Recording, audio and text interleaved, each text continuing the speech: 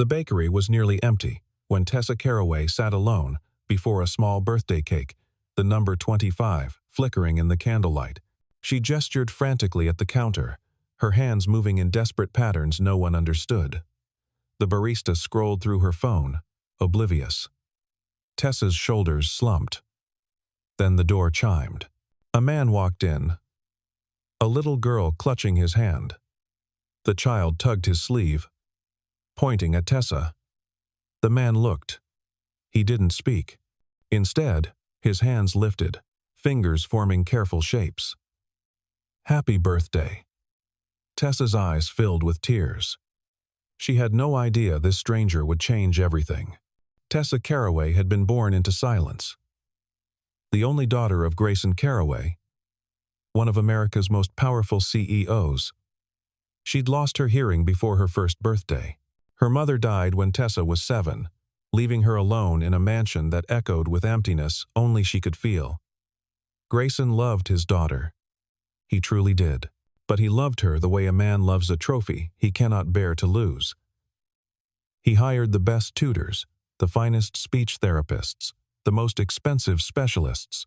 He paraded her at charity galas, where she stood in designer dresses while donors applauded his dedication to inclusion. But he never asked what she wanted. He never learned to sign. Every night, Tessa ate dinner across from her father in a dining room built for 20. And they sat in silence. Not the comfortable kind. The kind that crushes. She'd grown up beautiful, with dark hair and eyes that seemed to carry the weight of every unspoken word. At 25, she'd never had a boyfriend. Never had a real friend. She'd been protected, isolated, wrapped in bubble wrap until she forgot what it felt like to breathe. Her days blended together in a monotonous rhythm. Morning walks through the estate gardens, supervised. Afternoon tutoring sessions where she practiced lip reading with professionals who treated her like a fascinating case study. Evening dinners where her father discussed his business deals on phone calls while she pushed food around her plate. She had everything money could buy and nothing her heart needed. The mansion had 42 rooms. Tessa knew because she'd counted them during one particularly lonely winter. 42 rooms, and she felt trapped in every single one. Her bedroom overlooked the city. Glass windows stretching from floor to ceiling, but she might as well have been staring at a wall. The world outside moved, laughed, connected. She watched it like a silent film she'd never been invited to join. Logan Hayes was a different kind of man entirely. At 31, he'd already lived a lifetime of love and loss. His wife, Mara, had been his high school sweetheart. They'd married young, had their daughter Asher at 25, and believed they'd grow old together. Then Mara got sick, breast cancer. Stage 4. Diagnosed 3 weeks after Asher's 4th birthday. In her final months, she'd lost her hearing from the aggressive treatments, the chemicals that saved nothing but took everything. Logan had learned American Sign Language in hospital waiting rooms, teaching himself from library books and YouTube videos so he could tell his wife he loved her when words no longer reached her.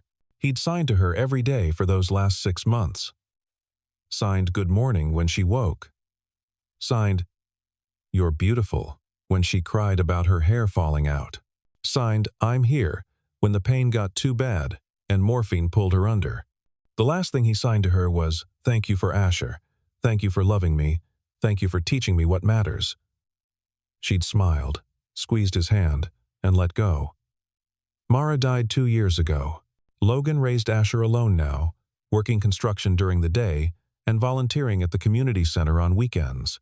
He lived in a modest apartment, drove a decade-old truck, and wore the same 3 flannel shirts in rotation.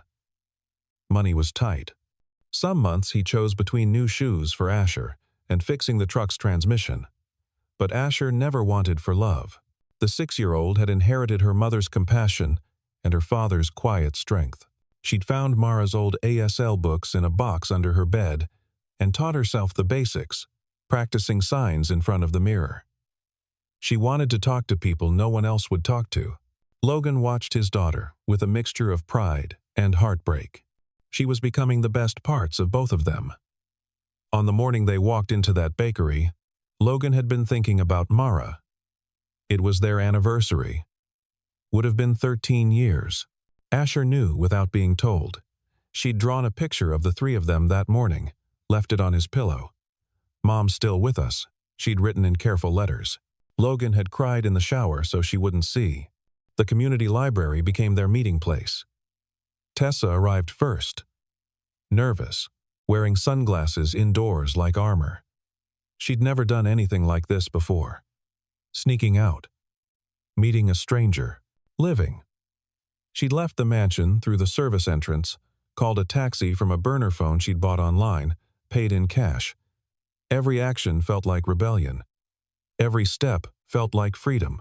Logan walked in with Asher, who immediately ran to Tessa and thrust a hand-drawn card into her lap. The crayon letters were shaky but clear. "I practiced signing for you. Happy birthday again." Tessa looked up at Logan, uncertain. He smiled. That easy smile that seemed to say everything would be okay, and she felt something shift in her chest. Something unfamiliar. Hope. Maybe. "I'm sorry if we're bothering you," he signed, his hands fluid and confident. "Asher wouldn't stop talking about wanting to see you again." Tessa shook her head quickly.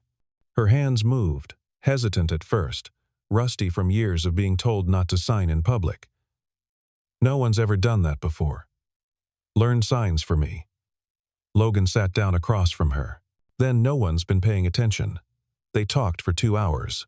Or rather, their hands talked while the world continued around them, oblivious.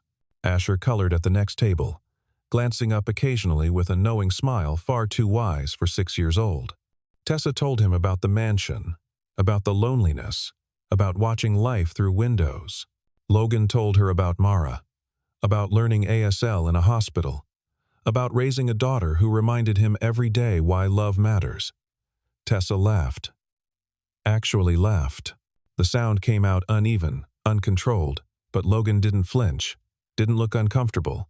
He just smiled wider, like her laugh was the most natural thing in the world. When they finally left, Tessa stood in the parking lot watching them drive away in that beat-up truck, Asher waving from the back window.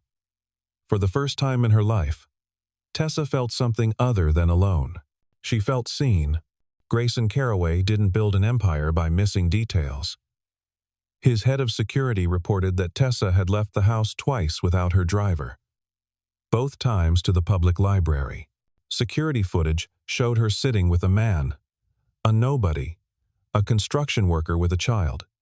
Grayson pulled up the background check within the hour. Logan Hayes, widower, blue-collar, living paycheck to paycheck in a neighborhood Grayson wouldn't drive through. His face turned to stone. He was waiting when Tessa came home that evening, standing in the foyer like a judge ready to deliver a sentence. The argument was one-sided. He spoke. She signed furiously, her hands slashing through the air with 25 years of suppressed rage.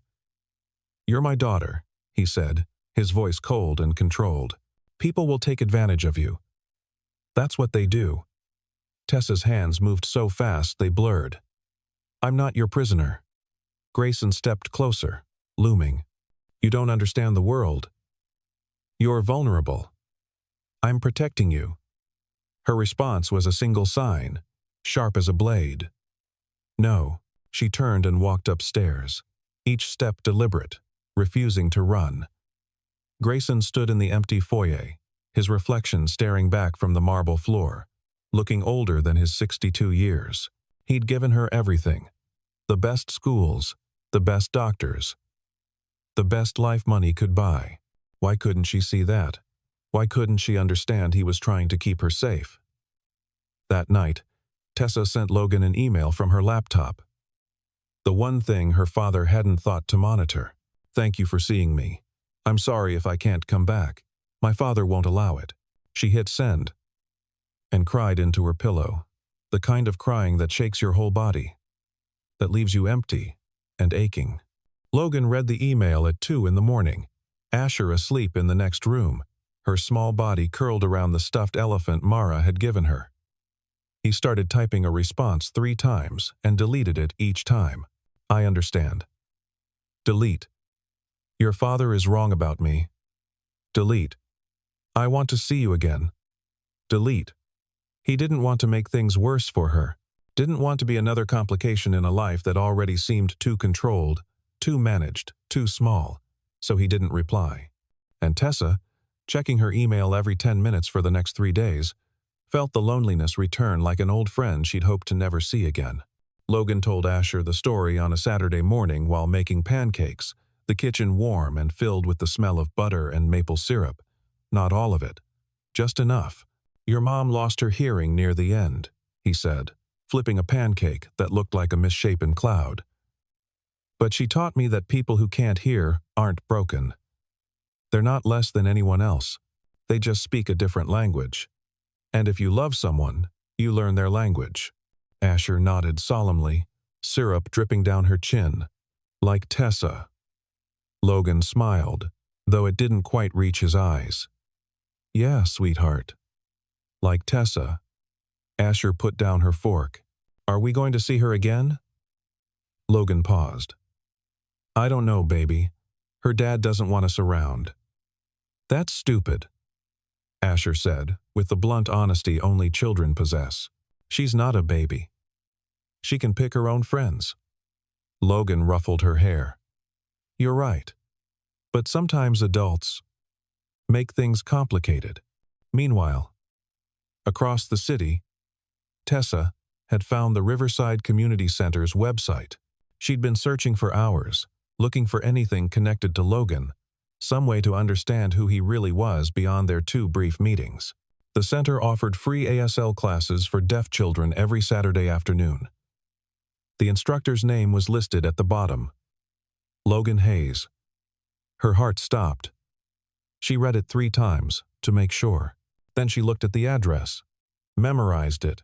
That Saturday, she took a taxi, walked in without announcing herself, sat in the back of the room and watched.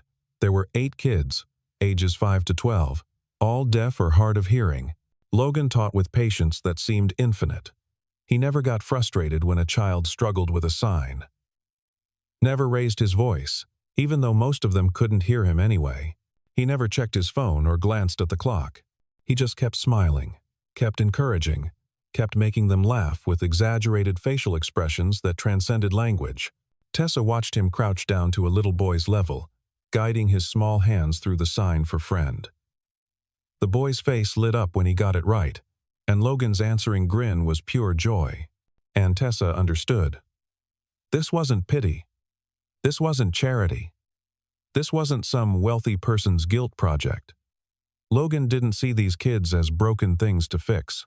He saw them as whole people who deserved to be heard. When class ended, Logan looked up and saw her. His expression shifted through surprise, confusion. Then, something softer. He walked over slowly. You found me, he signed. I wasn't hiding, Tessa signed back. I just needed to know if this was real. Logan tilted his head, studying her. And? Her hands trembled. It's real. The photograph hit the internet 3 days later. Someone with a phone and too much time had snapped a picture of Tessa at the community center, standing next to Logan, both of them laughing at something one of the kids had signed. The caption read, CEO's deaf daughter slumming it? The tabloid article was worse. It implied Logan was using Tessa for money, for fame, for access to her father's world and fortune. It called him an opportunist, a gold digger, a single dad, looking for a meal ticket. Within hours, it was everywhere. Twitter, Instagram, Facebook. The comments section became a battleground. Some people defended Logan. Most didn't. Within hours, Grayson's shareholders called an emergency meeting. They were concerned about optics, about the Caraway image, about what this meant for the brand and stock prices. One board member suggested a restraining order. Another recommended buying Logan off, making the problem disappear with money. Grayson sat through the meeting in silence, his jaw tight, his hands clenched on the armrests. Then he stood up, grabbed his coat, and walked out, without a word. He drove to the Riverside Community Center himself, found Logan in the parking lot, loading art supplies into his truck. "Mr. Carraway," Logan said evenly. He didn't extend his hand. Grayson didn't either. "You're using my daughter," Grayson said. It wasn't a question. It was a statement of fact. Logan leaned against his truck, arms crossed, meeting the older man's glare without flinching. "No, sir, I'm not." "Then what do you want from her? Money? A job? An introduction to my network?" Grayson's voice dripped with contempt. "Everyone wants something." Logan was quiet for a moment. Then he spoke, his voice low and steady. "I don't need anything from Tessa. I don't want your money. I don't want a handout. I just want her to be herself, to be allowed to live her own life. Something I don't think she's been allowed to be for a very long time." Grayson's face flushed red. "You don't know anything about my daughter. You've met her twice." "I know she's lonely," Logan said quietly. "I know she's brilliant and kind and funny. I know she lights up when she signs, because it's the one place she doesn't have to pretend or perform or be what everyone else wants her to be." Before Grayson could respond, a car door slammed. Tessa had arrived, early for the afternoon class. She stepped between them, her hands moving fast and fierce, every gesture sharp with anger. "Stop." She turned to her father, signing with a deliberateness that made every gesture a statement, a declaration. "He didn't find me. I found him. And if you make him leave, if you threaten him or pay him off or ruin his life, I'll never forgive you. Never." Grayson stared at his daughter. He'd never seen her like this. Strong, defiant, alive, unafraid. The Tessa standing before him wasn't the quiet, obedient girl who smiled at donors and nodded at therapists. This was someone new, someone real. That night, Tessa and Grayson sat in his study. The door closed, the house silent around them. For the first time in years, they talked. Really talked. Tessa told him the truth. Her hands moved slowly, each sign weighted with years of silence and loneliness. "Mom taught me ASL when I was little. Before she died." Grayson's face went pale. He set down his whiskey glass. "You never told me. You never asked. And when I tried to keep learning after she died, you said no. You said I needed to focus on speech therapy, on learning to read lips, on being normal." Her hands paused, hovering in the air. "But I was never going to be normal, Dad. And I don't want to be. Normal means pretending. Normal means hiding. Normal means being ashamed of who I am." Grayson looked at his hands, those hands that had signed 1,000 business deals, but never learned to speak to his own daughter. "I thought I was protecting you." "You were protecting yourself," Tessa signed, and the truth of it hung between them like smoke. "From having to see me as I really am. From having to accept that your daughter is deaf, and that's not something you can fix or manage or control." The words hit Grayson like a physical blow. He stood, walked to the window, stared out at the manicured lawn that suddenly seemed obscene in its perfection. Everything in his life was controlled, managed, perfect, except the one thing that mattered: his daughter.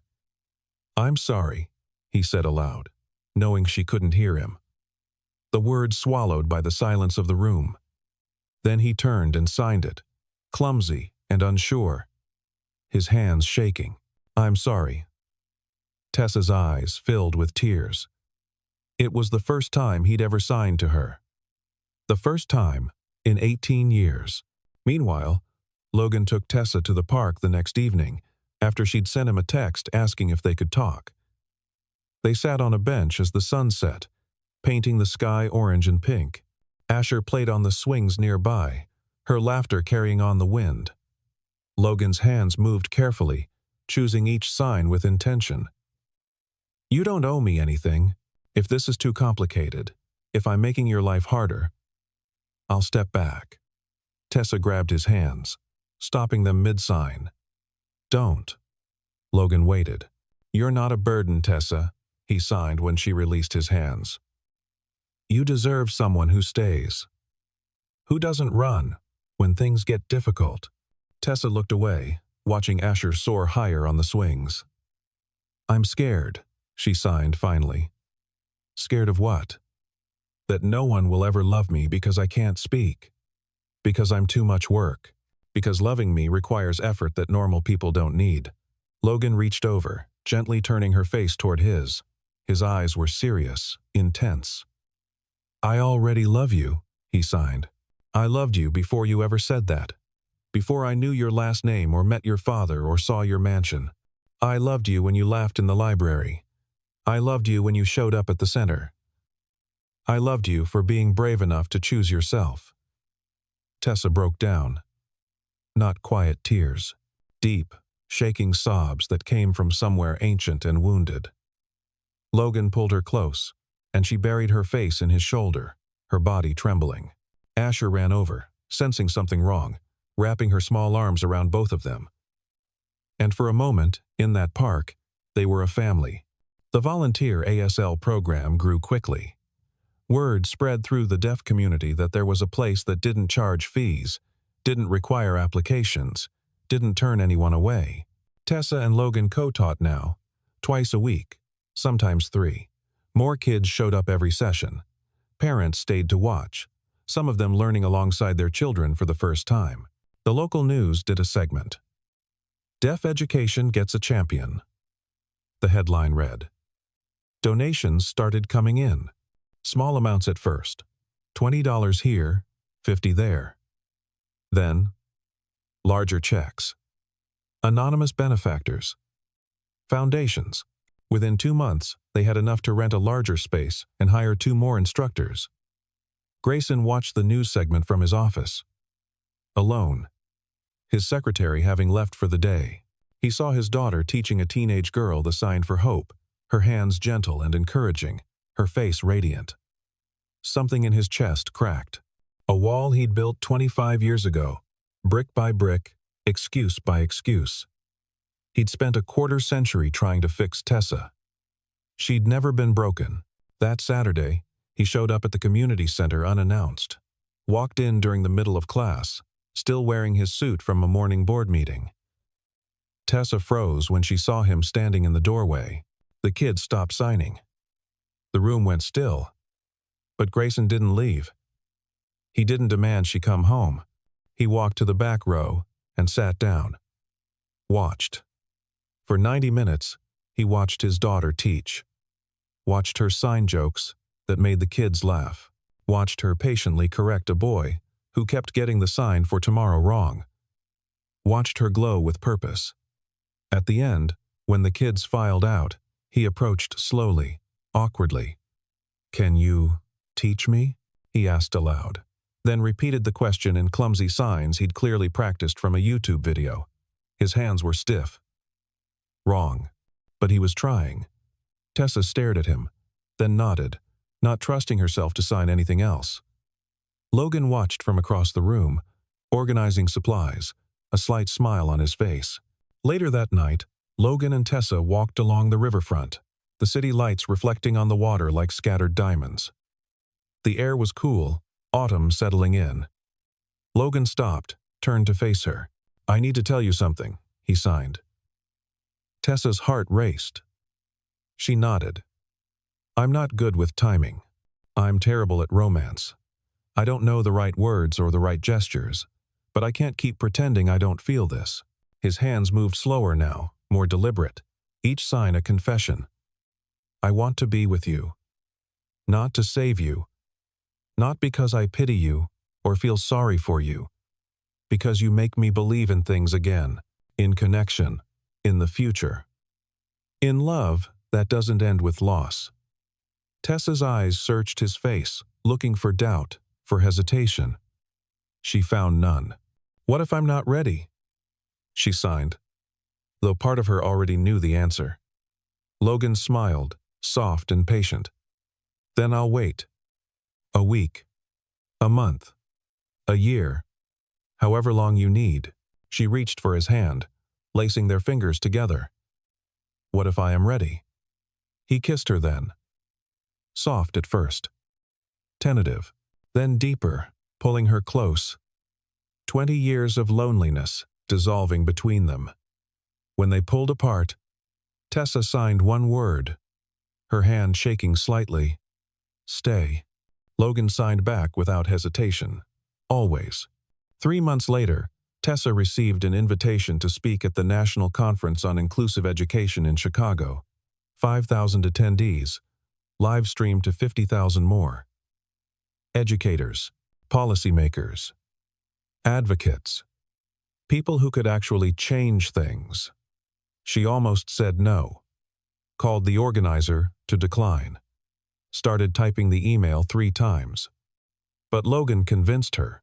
They were sitting in her apartment. Asher asleep on the couch, exhausted from a day at the zoo.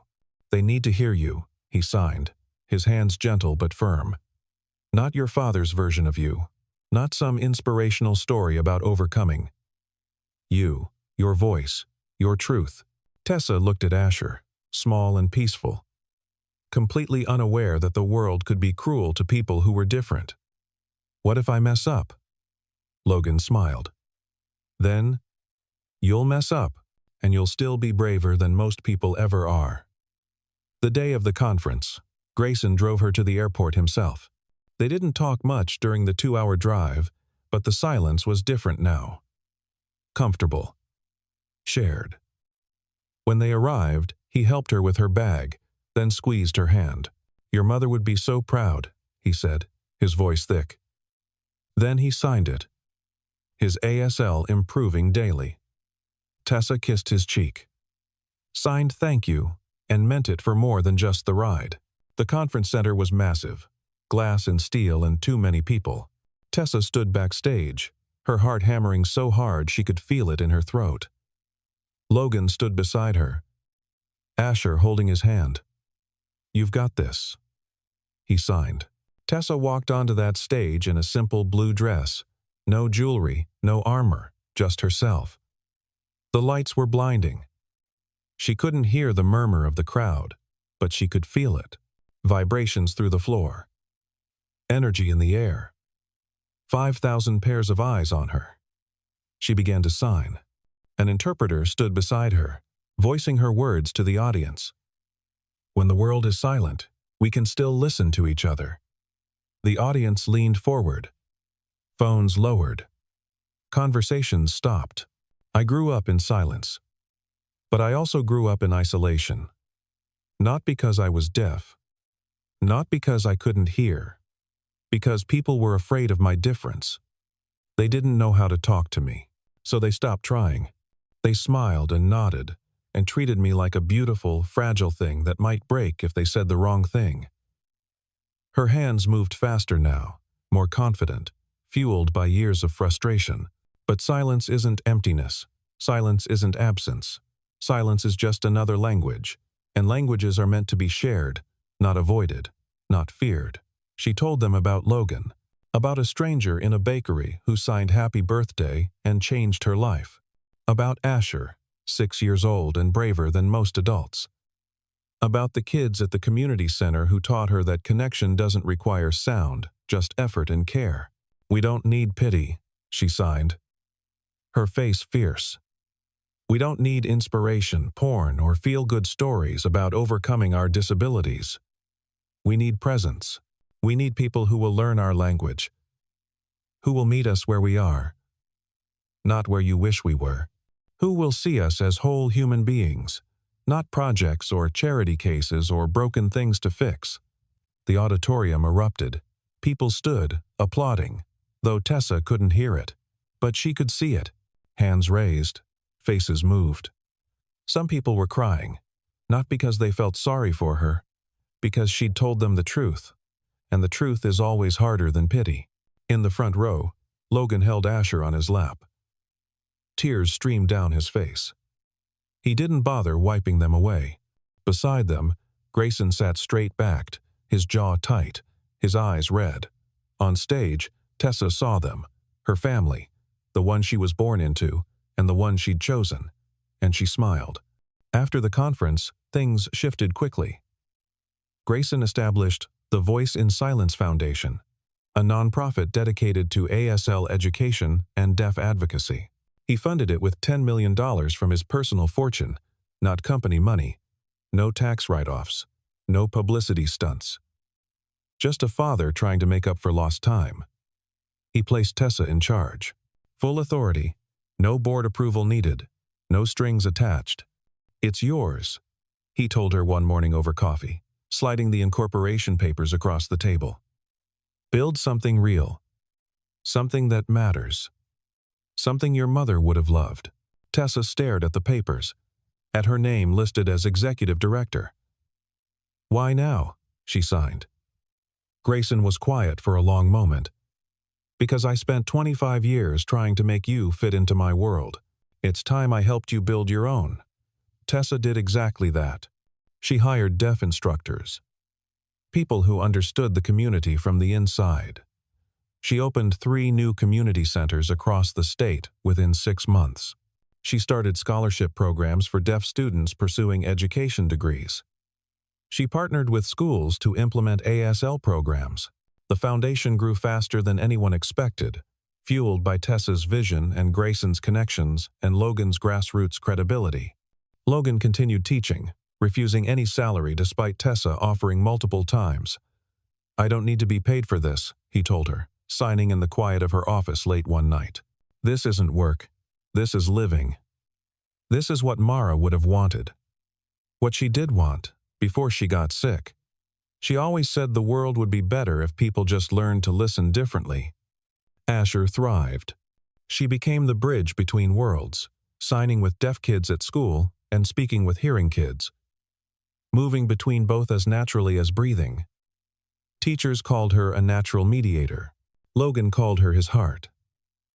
Tessa had moved out of her father's mansion into a modest apartment downtown, much to Grayson's initial horror, but he'd helped her move anyway, carrying boxes up 3 flights of stairs in his $1,000 suit.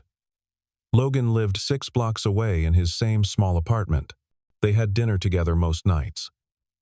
Sometimes at his place, where Asher would cook them spaghetti and tell elaborate stories. Sometimes at Tessa's, where they'd order takeout and watch movies with subtitles. Sometimes with Asher. Sometimes alone. It was slow, careful, but it was real in a way nothing in Tessa's life had ever been real before. Grayson visited Tessa's office once a week. They'd have coffee, and he'd practice his signing, stumbling through conversations about her work, about the foundation, about her life. He was terrible at it. His hands were too stiff, too trained in boardroom handshakes. But he kept trying, showing up every Wednesday at 2 o'clock without fail. One afternoon, after a particularly difficult board meeting where someone questioned whether a deaf person should be running a foundation about deafness, Tessa signed something to her father. "I forgive you." Grayson's hands shook as he signed back, tears in his eyes. "Thank you. I don't deserve it." "No," Tessa signed. "But I'm giving it anyway. That's what love is." The foundation grew beyond anyone's projections. The media coverage shifted from pity pieces to genuine interest in the work being done, the lives being changed. Tessa became a voice in education policy, testifying before state legislatures about ASL inclusion. Not despite her deafness. Because of it. Because she knew what it meant to be silenced. And she refused to let it happen to anyone else. The new semester began on a cold October morning, exactly 1 year after Tessa had given that conference speech. 50 kids showed up for the first day of ASL classes at the main center, more than double what they'd started with. Parents filled the observation room. Volunteers checked in families. The space hummed with energy. Tessa stood in front of them, Logan beside her. They taught together now, a rhythm they'd developed without planning. Call and response. Question and answer. 2 people speaking the same language.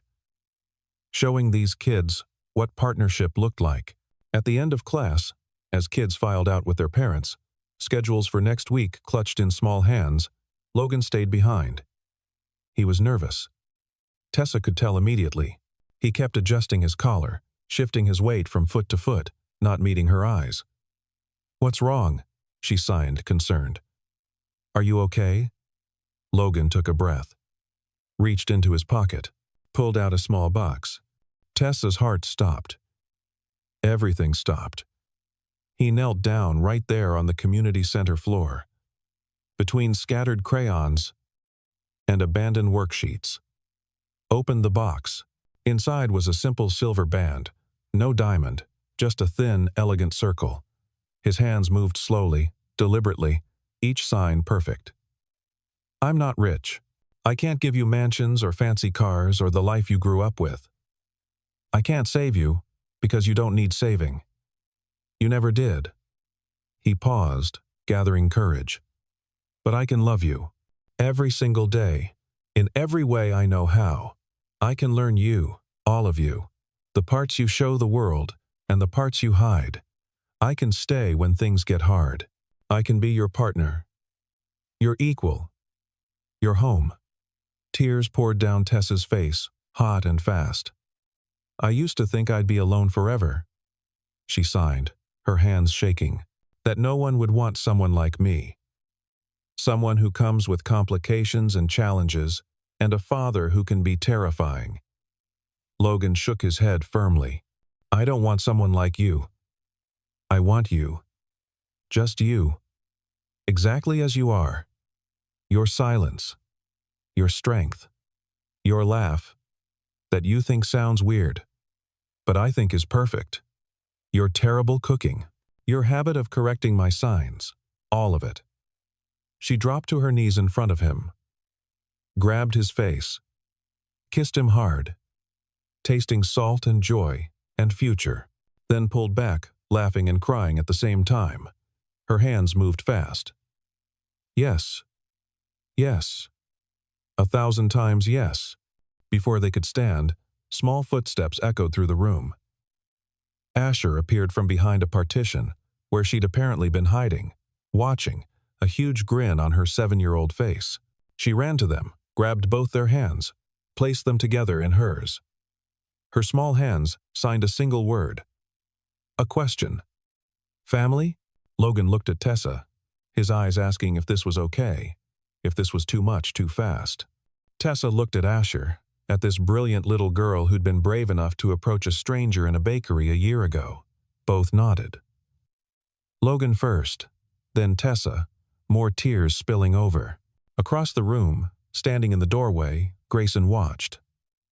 He'd come early to drop off supplies, checks from new donors. Instead, he'd witnessed a proposal, a family forming, a future beginning. He raised his hand slowly, signed clumsily but clearly.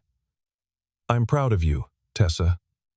Tessa saw him, smiled through her tears, signed back with one hand, the other still holding Logan's. "I know, Dad. Thank you." The four of them stood there in that community center that used to be a warehouse, in a moment that felt both enormous and simple.